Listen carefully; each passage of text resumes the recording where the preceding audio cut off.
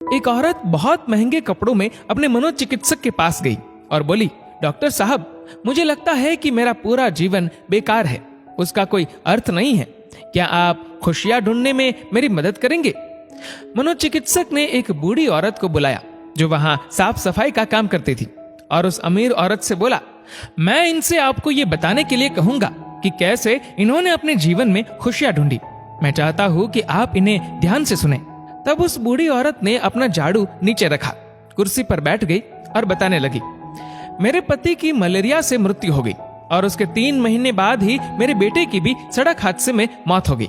मेरे पास कोई नहीं था, मेरे जीवन में कुछ नहीं बचा था।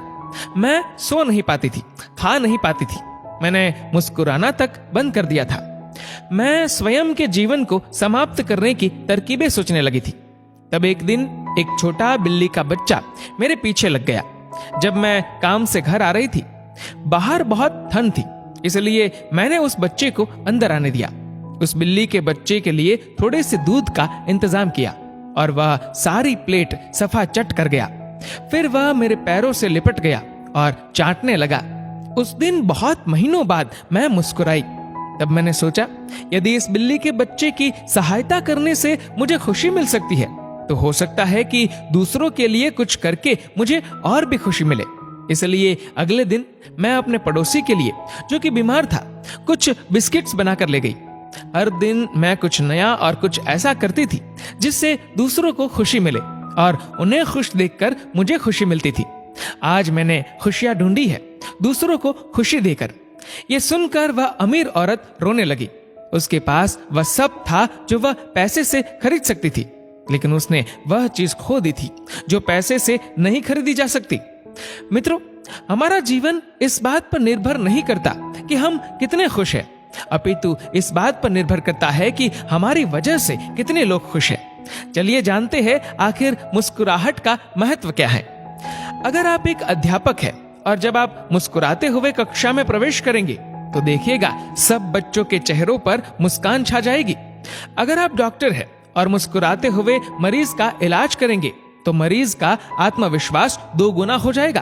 अगर आप एक गृहिणी है तो मुस्कुराते हुए घर का हर काम कीजिए, फिर देखना पूरे परिवार में खुशियों का माहौल बन जाएगा। अगर आप घर के मुखिया है तो मुस्कुराते हुए शाम को घर में घुसिए, देखना पूरे परिवार में खुशियों का माहौल बन जाएगा। अगर आप एक बिजनेसमैन है और आप खुश होकर कंपनी में घुसते हैं तो देखना सारे कर्मचारियों के मन का प्रेशर कम हो जाएगा और माहौल खुशनुमा हो जाएगा।